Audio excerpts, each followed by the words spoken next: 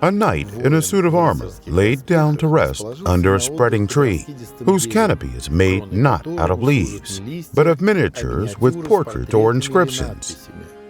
This is how they used to symbolically depict the history of noble families and their connections with other eminent families.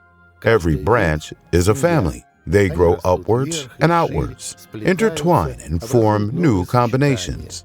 But the source that is nourishing the tree from its roots to its barely sprouting shoots is still the one who lies at its foot, the sleeping knight, the legendary ancient ancestor, and each of us has such an ancestor.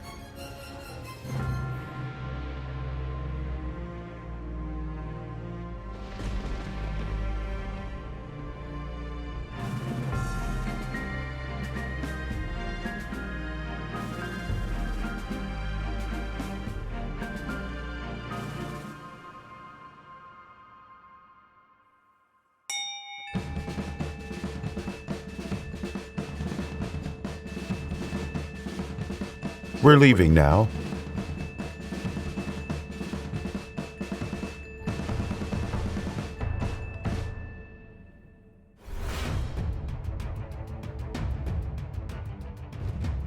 The protagonist of our film is what they call a self-made man.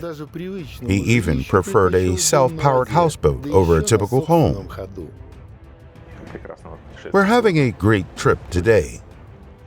Andrei Smelkov is a top manager with 20 years of management experience in mobile communications. He received economic education in Russia and Norway, worked difficult jobs in various international companies in several countries, and, as a result, has made a great corporate career. Nowadays, he is an independent figure in business, working on prospective projects.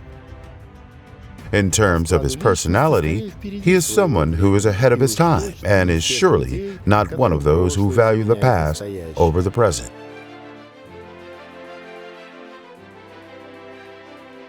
But at some point, he felt the need to find out who he was and where he came from.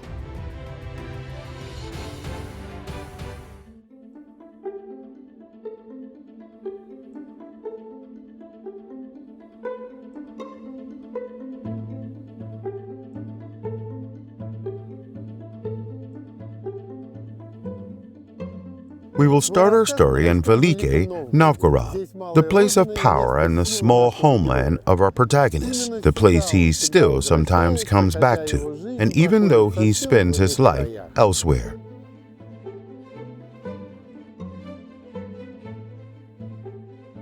This time, he once again came here to escape Moscow autumn slush, and his hometown welcomed him with pristine snow, calmed him, sprinkled him with snow, and reminded him of a lot of things. Him and his beloved sister, Anya, who used to be an initiator of their childhood games and pranks in their grandma's house. We always gathered here for holidays. Everyone had their own place at the table. Grandpa used to sit at the head of the table, and Grandma on the opposite side. There was one Smelkov family on one side, and another one on the other side, so everyone had their place. I have very warm memories about this house. From the start, our protagonist's ancestry didn't seem particularly sensational. His loved ones, who surrounded him in his childhood and youth, seemed like an ordinary family without any secrets in their past. They were frontline soldiers, heroes of the rear, people with ordinary Soviet careers. As they say, they seemed to be just like everyone else. But it turned out that it only seemed so at first glance. The starting point of our search was his memory of his early deceased father and his unique talent. As long as I remember him, he was a bright and intelligent person. My aunt says that Gina had always been a very special person. He was very quiet and calm, and you could always feel his kindness.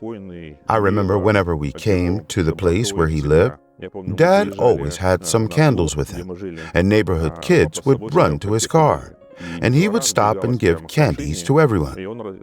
Once I asked him, "Dad, Why are you doing it? Well, it makes them happy to get candles from me. So they would always run to him shouting, "Gina is here! Gina is here!" Gennady Smelkov spent most of his time working as a graphic designer at a factory. But during the dramatic 90s, he suddenly discovered his talent as an icon painter, and not just an average one, but someone with depth and power. He started reading the Bible and studying everything related to icons and holy images. He became very good at it. He painted all famous icons: archangels, the Holy Trinity, Hodogitria. Of course, he received the blessing to paint icons for Novgorod churches, and I think he became spiritually elevated during this process. Nowadays, the icons he painted are worshipped in Novgorod and are objects of pilgrimage. The Cathedral of St. Sophia is the oldest Christian sacred object in Russia. It is 1,000-year-old, and it goes back to the times of Yaroslav the Wise and his son Vladimir. It is almost impossible to imagine a modern artist's works within these walls. Gennady Smelkov's icons are a rare exception to that.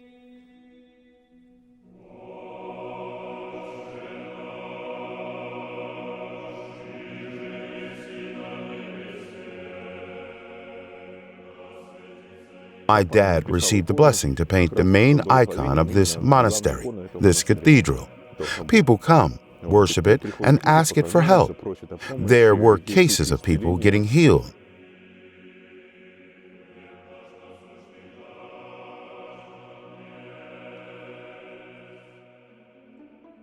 The very first attempt to find his father's roots led our protagonist to a discovery. The artist Gennady Smelkov turned out to be a hereditary nobleman by descent. As for serving Novgorod nobleman Smelkovs aside, we were only able to trace their ancestry to the 19th century. But what if we used the matrilineal approach and traced the female line?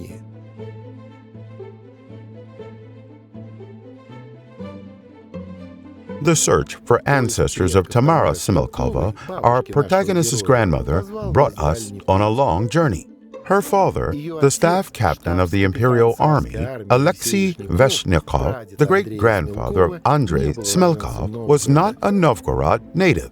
He ended up there during his service. His regiment was stationed there, and he stayed there for good.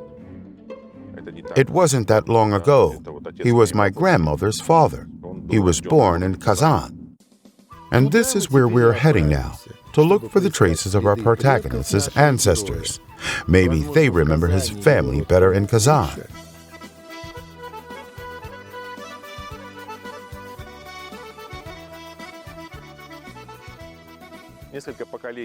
Several generations of Veshnyakov lived in Kazan Governorate, got married, had children, and built their careers. I'm sure a lot of interesting things happened here. During the heyday of the Russian Empire, ancient Kazan was the high society capital of the Volga region. Amazingly, as soon as we switched the region of our search, we immediately started finding answers to our questions. And what answers those were! The Veshnyakovs were a local family of noblemen of ancient standing. So, whenever there was a reason to bring up noblemen, they always brought up the Veshnyakovs. For example, here, at the Kazan Town Hall, a former noble assembly house, one of the most splendid ones in the Russian province.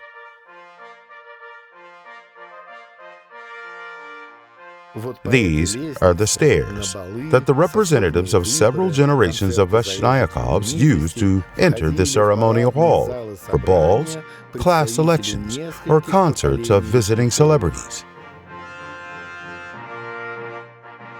It hasn't completely sunk in yet, so I guess I will have stronger emotions about it in the future. But this connection, why my ancestors and my history is really felt more strongly in places like this. a cozy, comfortable world described by Russian classics with hunting, horse riding, and romantic stories. That's what Kazan had been like for the Vashnayakovs over a period of 150 years. One of my first known answers was Ivan the Terrible's Gentleman of the Bedchamber. In fact, the Vashnyakov family were native to Moscow. Ignatiy Vashnyakov, who the rise of the family started from, was Ivan the Terrible's Taisyatsky, a military leader. According to historians, he was one of his trusted men who carried out the Tsar's most important assignments and led regiments to Astrakhan and Kazan. He was the head of the Strelsky unit, firearm infantry, and was stationed in a certain place with his regiment. And, as we found out, that place was called Vashnayakovo Sloboda, which is further evidence of how important my ancestors, the Vashnayakovs, were for Kazan.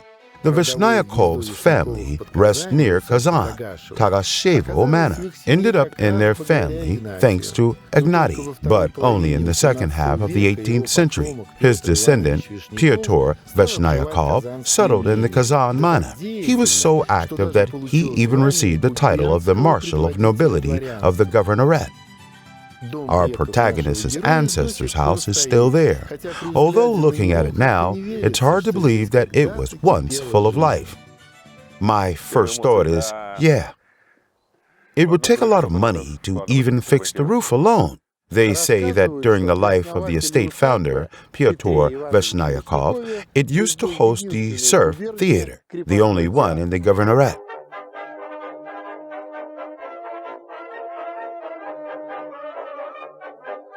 Pyotr Vashnayakov left his estates to the Moscow Governorate to his children, married Anna Vyacheslavoskaya, and settled in the Kazan Governorate.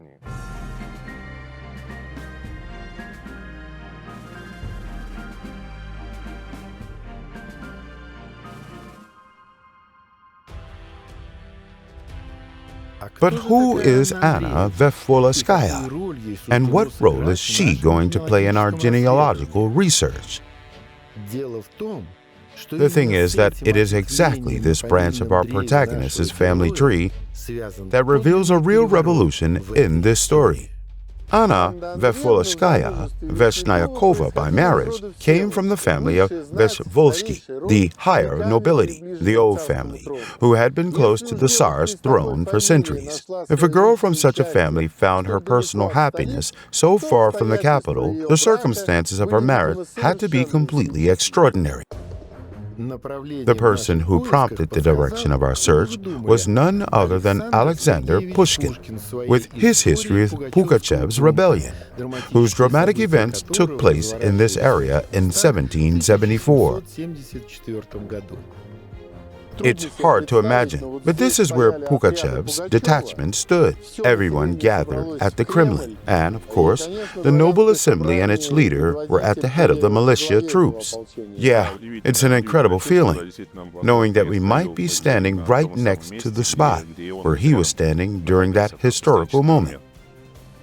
After they failed to capture the Kazan Kremlin, the rebels headed to Penza, which at that time was a remote district of the Kazan Governorate.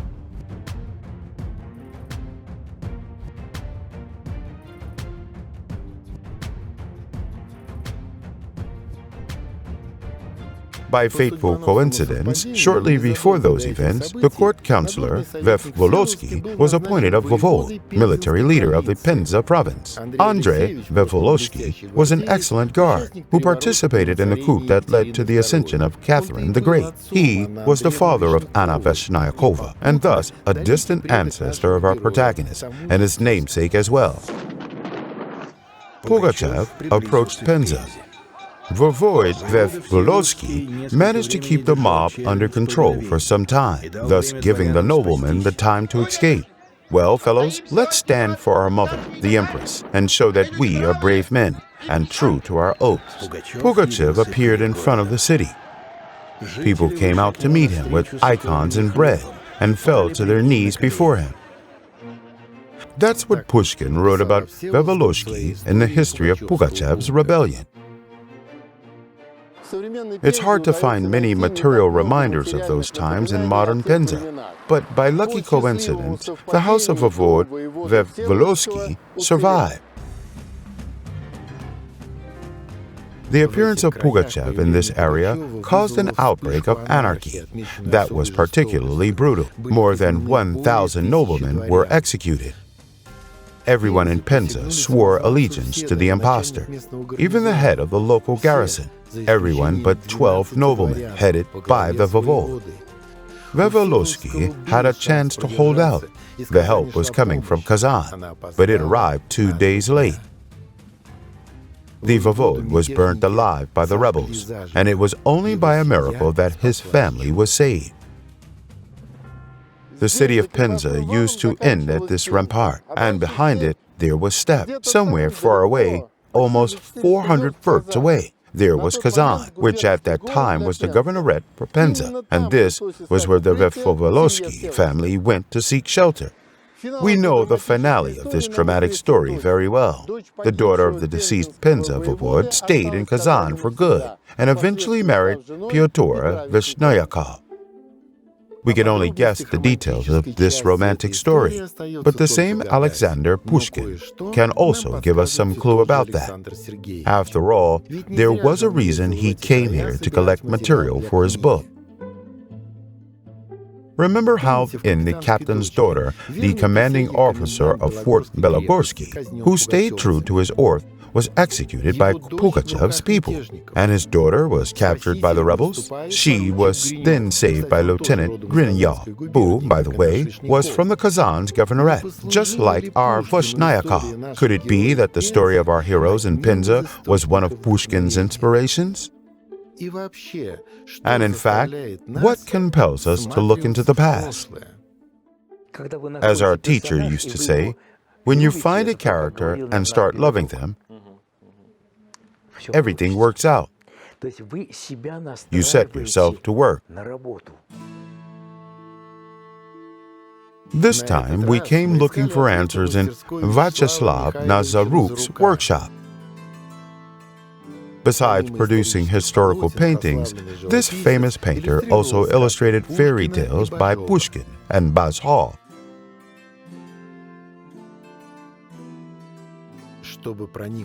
To travel to the past, one should try to imagine it, to feel it, to put on warrior's clothes and feel the weight of a sword in your hand. It is very important. It's very important for their children and all relatives, as well as ourselves, because we should preserve the memory and honor of our ancestors. After receiving the Master's friendly blessing, we went to continue our search.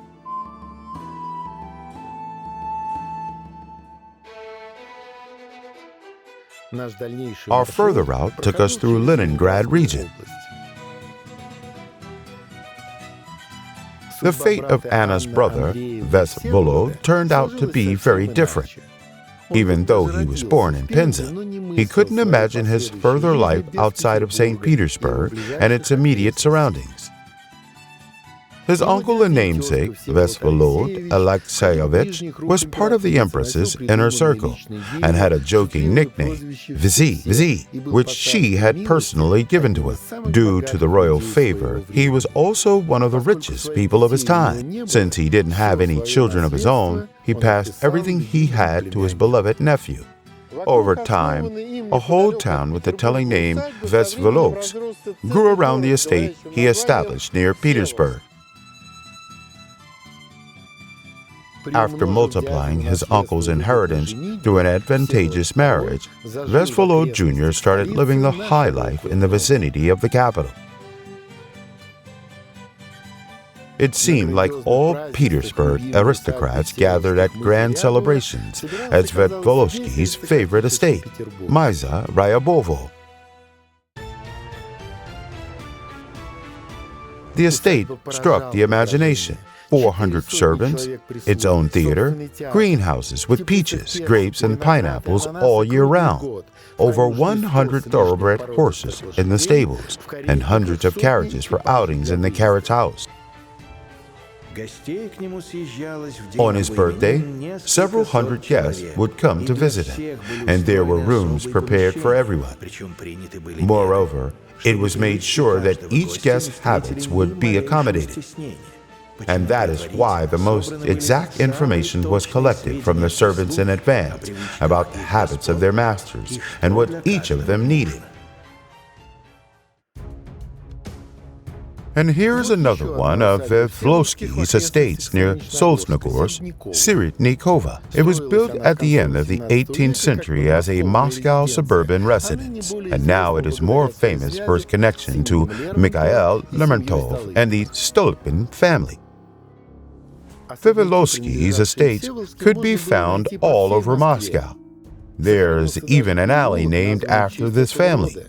The family palace in Preshestinka Street is the repurposed boyar chambers that were linked with the history of this family for centuries. When Moscow was being rebuilt after the fire of 1818, one of the first buildings to be rebuilt was this elegant manor in Ozhinstinka Street. It belonged to one of Vsevolod's sons, Alexander, the art lover and the friend of famous writers. It was within these walls that Alexander Griboedov tried to fascinate the host, but not with a new book or play, but with the idea of a joint stock company for trade with Persia. This was not surprising, considering that in the business Russia of the late 18th, early 19th centuries, the Vsevolod family were no smaller figures than the famous Stroganov and Demidovs. Vsevolod became the founder of the economic empire. He was so obsessed with entrepreneurship that he even became a merchant of the first guild, much to the surprise of Petersburg aristocrats. Almost the whole modern Perm region used to work for Vsevolod. He had mines, factories, goldfields, steamships of the Kama River, which were among the first in Russia, as well as fisheries in the Caspian Sea, a porcelain factory near Moscow, and almost 1 million desiatins of agricultural land. Vsevolod's business empire was so big that its giant turnover forced them to create a special internal system of payments. They used different names for those means of payment: labels, receipts, payslips, and in fact, they were something like private currency. Nowadays, they are highly sought after by collectors.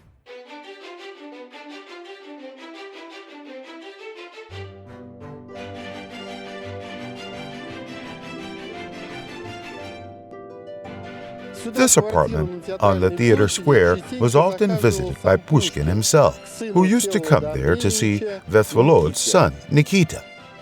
Vsevolod's apartment was a gathering place for the Green Lamp community, who had parties mixed with literature and political debates, everything that Alexander Pushkin loved. In my mind, I can see you in your distant shelter. Cold stream of champagne pouring into your intoxicating glass. New friends in dressing towns, shrouded in smoke of lazy pipes. They shout and drink, and a cheerful cup travels around their wild circle, while time is passing happily. Alexander Pushkin to Nikita Vsevolod. There are a lot of captivating things in the history of the Vsevolod family, but it is only an intermediate result of our search.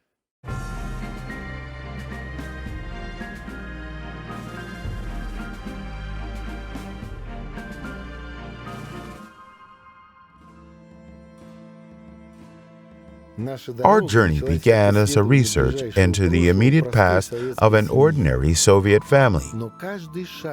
But every step of this journey gave us new discoveries and led us to ancestors, for whom being close to the throne and knowing Alexander Pushkin personally were parts of everyday life.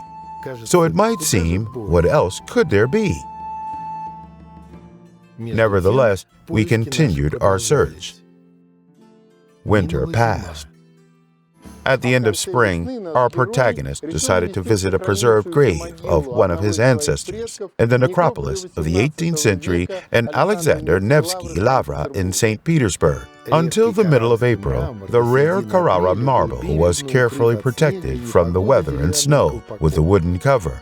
Finding the monument of the grave of the hero of the 1812's war, Major General Ivan Vashnyakov, was easy. It was right next to Mikhail Lomonosov's tomb, surrounded by the graves of the people who were close to the throne and brought glory to Russia. In our search, we shouldn't forget what was well known to the people of that time, who used heraldic symbols. The Vezvelovsky family coat of arms is a stark reminder of their origins. The upper part has an angel with a sword, the coat of arms of Kiev, and the lower one, a cannon, a coat of arms of Smolensk.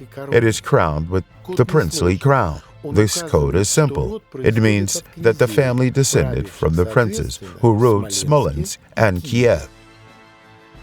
The Vevolovskys are a branch of Rurichkid that split from their Smolensk line. The founder of the family is Alexander Vevolovsk, who gave his descendants this last name, even though he lived in the 14th century, which means he isn't the most distant ancestor of the family.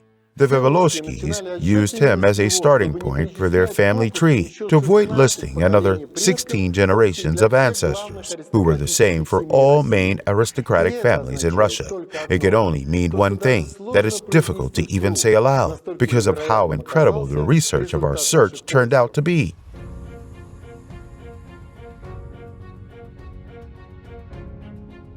The circle closed, and we are back to Novgorod.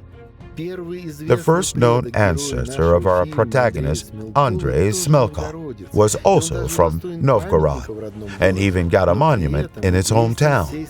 He is known all over the country and far beyond its borders, the founder of the Russian statehood, legendary Rurik. I doubt anyone anticipated that, but it turns out that in the 20th century, the father of our protagonist, Gennady Smelkov, painted an icon for the cathedral that was built 1,000 years earlier by his distant ancestor, Prince Vladimir Yaroslavovich. The historical circle, the loop of time.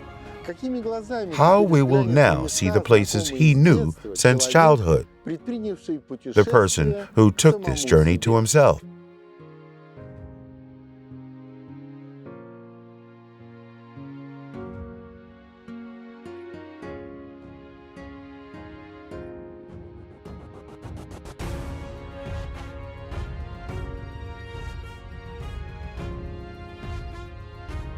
And now it is time for us to leave our protagonist alone. He is about to have a deeply personal experience, because it was a 1 in a million chance. And yet he still found his sleeping knight,